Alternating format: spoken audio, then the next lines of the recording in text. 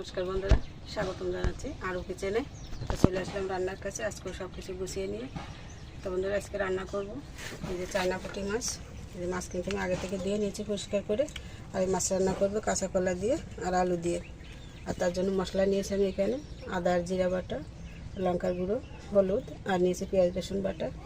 আর এই পাশে নিয়েছি আমি উচ্ছে আর আলু, এই যে কুচিয়ে নিয়েছি, এটা ভাজি করব। আর এই পাশে ছোটো সাইজের 3-4টে আলু নিয়েছি, এটা ভাতে দেবো। আমি চুলা কিন্তু জ্বালিয়ে দিয়েছি ইতিমধ্যেই। কড়াইতে তেলও দিয়েছি, তেলটা গরম হয়ে গেছে। আর মাছগুলো প্রথমে ভেজে নেব, তার জন্য মাছে আগে লবণ হলুদ দিয়ে দিচ্ছি, এটা মেখে নেব। তো লবণ তো দিয়ে দিয়েছি, এখন দিয়ে দিচ্ছি হলুদ, মাখিয়ে নিচ্ছি।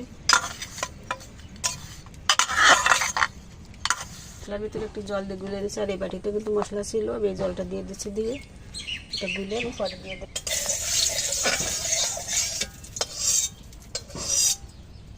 হয়ে গেছে, আমি মাছগুলো এখন দিয়ে দিচ্ছি।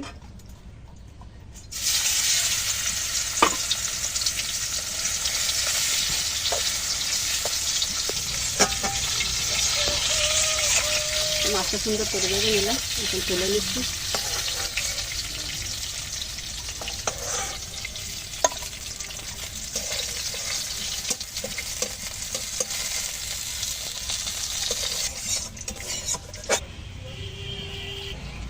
তো মাছটা ভেজে তুলে নিলাম। এখন এই তেলের ভিতরে আমি আলুগুলো ভেজে নেব। আলুগুলো ভালো করে ভেজে নিলাম, এখন তুলে নিচ্ছি।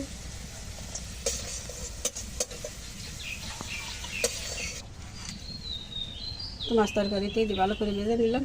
আর এদিকে কড়াইতে কিন্তু আবার এই তেল দিয়েছি, তেল গরম হয়ে গেছে। এখন আমি ফোড়নে দিয়ে দিচ্ছি শুকনো লঙ্কা, গোটা জিরা।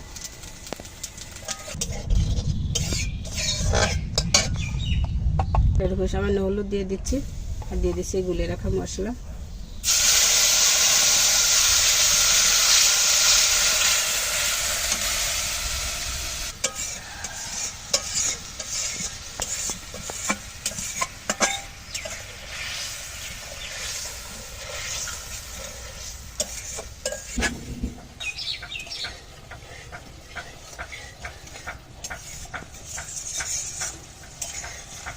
কৌশল থাকলে অনেক কিছু হয়, হয় না? অবশ্যই। কষে বেনা থাকবে। কথা বলতে বলতে মশলাটা কিন্তু দেখুন একদম লোভনীয়ভাবে কিন্তু কষানো হয়ে গেছে। আপনারা দেখলেই কিন্তু বুঝতে পারবেন। দেখুন তেল আর মশলা কিন্তু সম্পূর্ণ আলাদা হয়ে গেছে। দেখেই কিন্তু কমেন্ট করে বলবেন যে রান্নাটা কেমন হতে পারে। আর আমার এই রান্না খুব বেশি ভালো রান্না যদি না দেখাই, তারপর থেকে একটু চেষ্টা করে আপনাদেরকে একটু খুশি করার জন্য। কথা বলতে বলতে কিন্তু মশলাটা আমি একদম দারুণ করে কষিয়ে নিলাম। এখন এই মাছ তরকারি দিয়ে আবার সুন্দর করে কষাবো।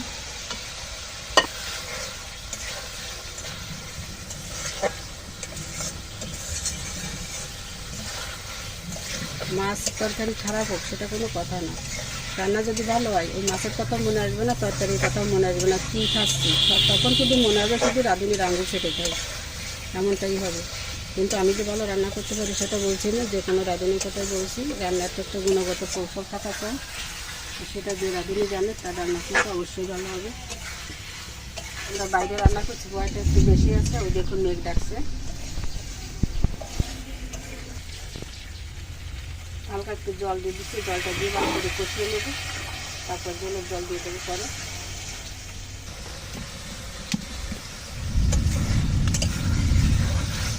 মাছ তরকারি দিয়ে কিন্তু সুন্দর করে কষিয়ে নিলাম। আর দেখুন কষাতে কষাতে কিন্তু তরকারির স্বাদ কিন্তু অর্ধেকটাই কিন্তু এই কষানোর ভিতরে হয়ে যাবে। আর বাদ বাকি যত পরবর্তী মশলার জন্য আসবে। মাছের জন্য, মাছ তরকারির জন্য জলের জন্য লবণ দিয়ে দিলাম। ওখানে কমিয়ে গেল, এখন আমি জল দিই।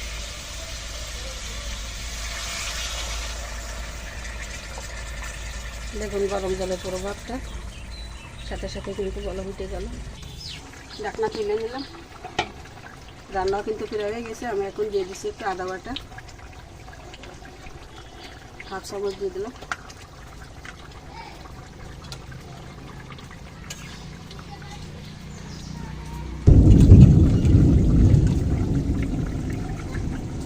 বাইরের পরিবেশ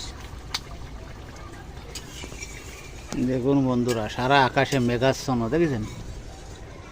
মেঘ আর মেঘ।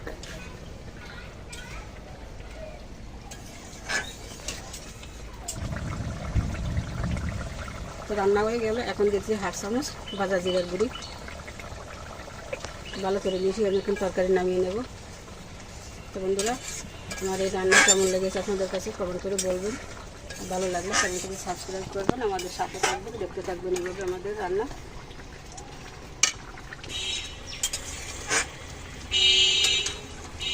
এখন নামিয়ে নিচ্ছি।